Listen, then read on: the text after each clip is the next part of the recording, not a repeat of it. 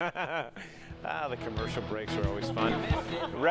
Representative Dunn, I wanted to give you a chance to respond to Representative Johnson, who said there aren't any states where these voucher programs are working better than the traditional public school system. What do you say to that? Well, it's obviously false.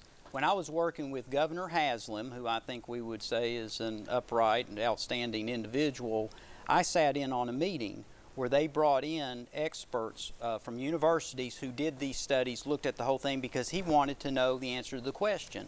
And I remember in the discussion, they named the studies where it showed that the kids who had choice went. And so there are studies out there that show it. But I think more importantly, we have to look at the whole child.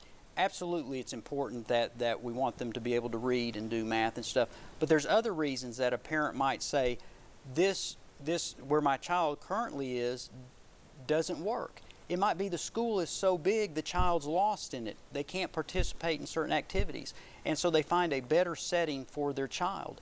That's what I like about this. This is focused on the child, not the adults, not the systems, but the student.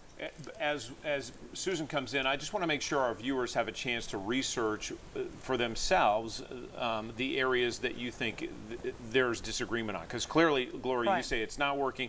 Representative Dunn, you say it is. So where is it working that you say people should go look at this program?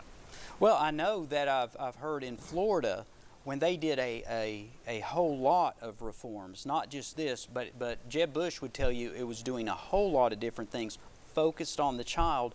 They zoomed up, and I think there was one place where they were ranked actually #1 in the state, in the nation, which is great. What we've got in Florida, they have the ones for special ed. We've got kids in strip malls just being ignored and put off to the side. You can Google it, and quite frankly, what you see in Florida, Florida no longer says that this voucher will improve your performance. It says the parents like them. And so in every state, you'll hear the parents really like it, but you will not see the performance. He's talking about these special ed students in Tennessee who have been pulled out and are getting some other sort of services. The parents like it. How are the kids doing? How are they socializing these kids? How are they performing? Let's talk a little bit about the difference between a voucher or the legislation we previously had and what this current legislation is. They're educational savings accounts, or ESAs. They have a lot more flexibility than what the voucher per se had. A voucher, you could go to a private school, basically. These ESAs, you can get tutoring, you can get online courses. So how does that work? I mean, if you're in a rural area and you don't have a choice of a private school. So my assumption, well, of course, rural areas aren't really included in this bill, but at some point in time, I assume they would be. But how does that work, and who polices if that money is being used correctly? Right. Well, imagine it's like the Tennessee Educational General Store. And the Department of Education, they look at the different products that they would put on the shelf, and then the parents can come and look through there and say, this is what my child needs. This is what I want, this approved program. For instance, down in the Chattanooga area, we have the Volkswagen plant. You know, it's a German company and all. What if a parent said, you know, my child could get a leg up if they took some German language courses that I can't get somewhere else?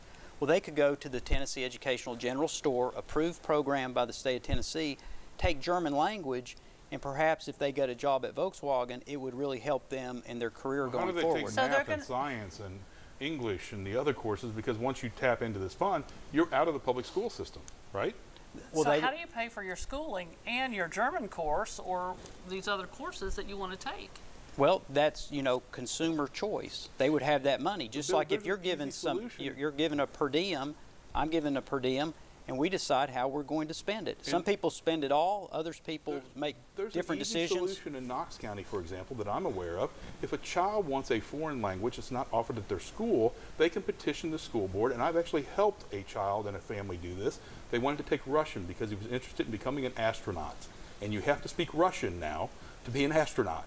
And so he had to transfer from, I believe it was Bearden, to Farragut, who offered Russian at the time. There's a solution for those things, but again, I'm still just really puzzled, and I think Gloria is going to chime in, that how do you ensure that you're going to get a complete education on $7,300?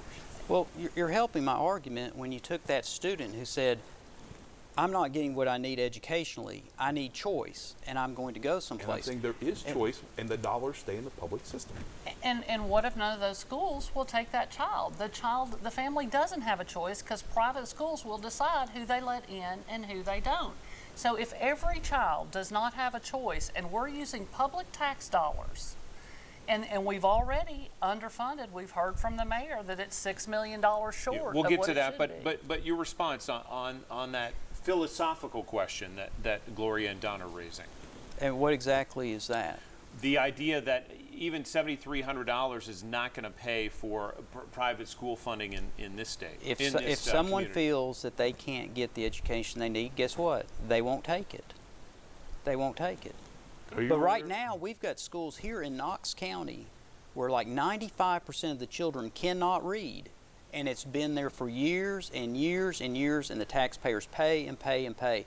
Good grief, give these kids a chance. You know, you talk about these schools are in a strip mall. Well, think about right here in Tennessee, in Knoxville, where you have 90-something% of the kids who can't read. Give them a chance. All right, we're going to take another quick break on Inside Tennessee, back with more of our conversation about education savings accounts and vouchers in the state of Tennessee.